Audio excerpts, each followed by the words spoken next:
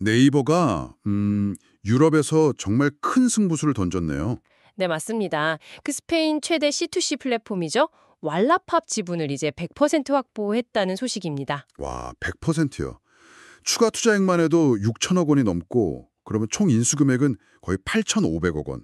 엄청나네요. 네, 작년에 미국 포시마크 인수한 것도 컸는데 이번 건도 정말 만만치 않은 규모죠. 유럽 시장에 대한 의지가 강해 보입니다. 자, 여러분 그럼 이 왈라팝 이게 어떤 곳인지부터 좀 더 들어가 볼까요? 월 이용자가 뭐 1,900만 명 이상이라고요. 네, 스페인에서는 거의 뭐 국민 앱 수준이라고 보시면 됩니다. 아, 유럽판 당근마켓이라는 별명도 있다면서요? 네, 그렇죠. 일상용품부터 시작해서 자동차까지 거래하고요. 특히 그 친환경이나 순환경제 이런 거에 관심 많은 유럽이잖아요. 네, 그렇죠. 그래서 거기서 계속 성장하면서 이탈리아, 포르투갈 이쪽으로도 지금 확장하고 있는 중이에요. 그렇군요. 근데 네이버가 왜 이렇게 C2C, 그러니까 개인 간 거래 시장에 집중하는 걸까요? 아, 단적으로 말하면 역시 성장성 아니겠습니까? 국내만 봐도 C2C 시장이 2008년에 한 4조 원 그 정도였는데 네. 2021년에는 24조 원으로 거의 뭐 6배나 커졌거든요.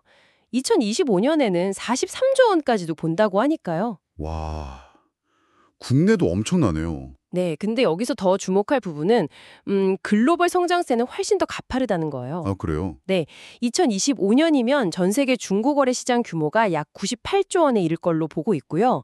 특히 중고 의류 시장만 봐도 거의 2배 가까이 성장할 걸로 예상돼요. 98조 원이요? 정말 어마어마하네요. 그렇죠. 이게 그냥 뭐 물건 싸게 사고 판다 이런 차원을 넘어서는 거죠.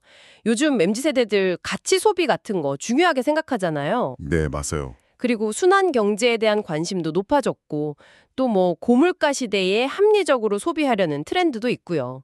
이런 게 다 맞물린 결과거든요. 아하, 유로모니터 같은 데서는 이런 흐름을 리커머스 2.0이라고 부르면서 이걸 2024년 주요 트렌드로 꼽기도 했더라고요. 리커머스 2.0.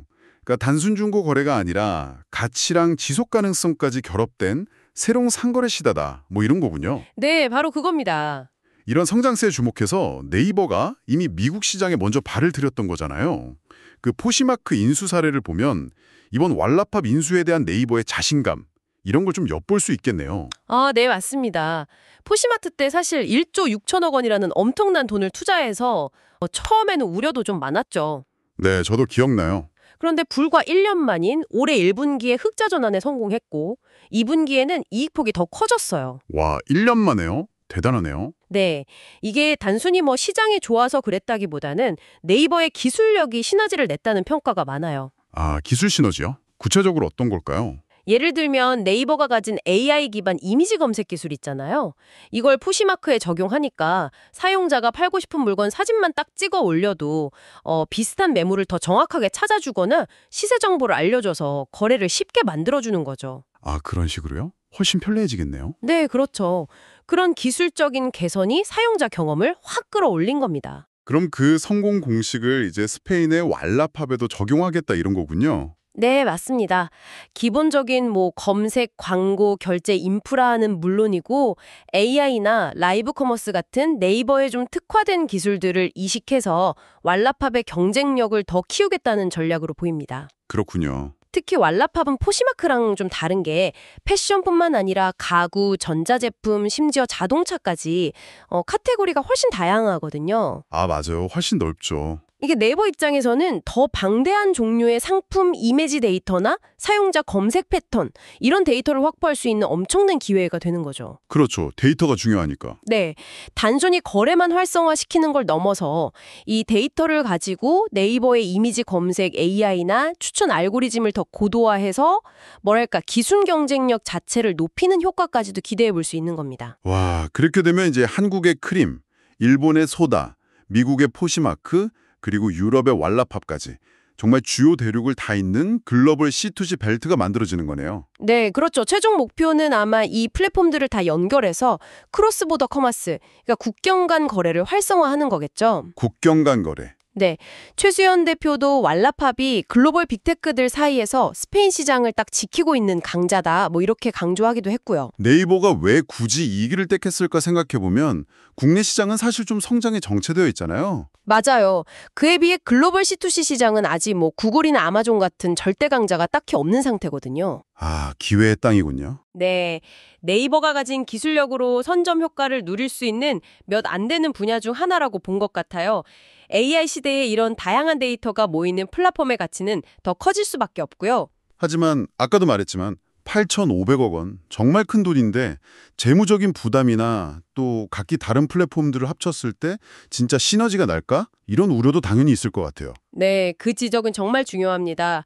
포시마크가 성공했다고 해서 왈라팝에서도 똑같은 결과가 나올 거라고 보장할 순 없죠. 그렇죠. 시장도 다르고. 네, 일단 주력 카테고리도 다르고 활동하는 시장의 문화적인 배경도 아주 다르잖아요.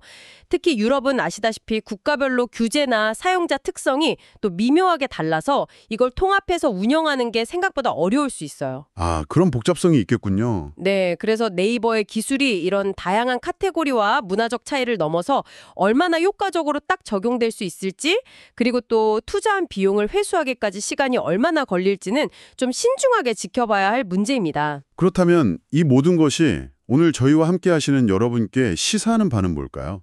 이건 단순히 네이버라는 한 기업의 큰 투자 이야기, 이걸 넘어서는 의미가 있는 것 같습니다. 네, 그렇죠. 중고거래라는 게 단순히 경제적인 이유뿐만 아니라 환경적인 요인 때문에라도 이제는 거스릴 수 없는 어떤 글로벌 메가 트렌드가 되고 있다는 점. 네, 그리고 이 커지는 시장을 선점하기 위해서 기술 기업들이 얼마나 치열하게 경쟁하고 있는지를 아주 잘 보여주는 사례라고 할 수 있겠죠. 맞습니다. 자, 그래서 마지막으로 이런 질문을 한번 던져보고 싶습니다. 네이버는 그들의 기술력으로 전 세계의 C2C 플랫폼들을 연결하려는 큰 그림을 그리고 있지만 각기 다른 문화와 시장이 가진 고유한 특성들이 있잖아요. 이런 것들이 국경 없는 거래라는 꿈에 어떤 예상치 못한 장벽으로 작용할 수 있을까요? 기술 동안만으로는 넘기 어려울 수도 있는 그런 보이지 않는 과제는 과연 무엇일지 여러분도 한번 같이 고민해 보시면 좋겠습니다.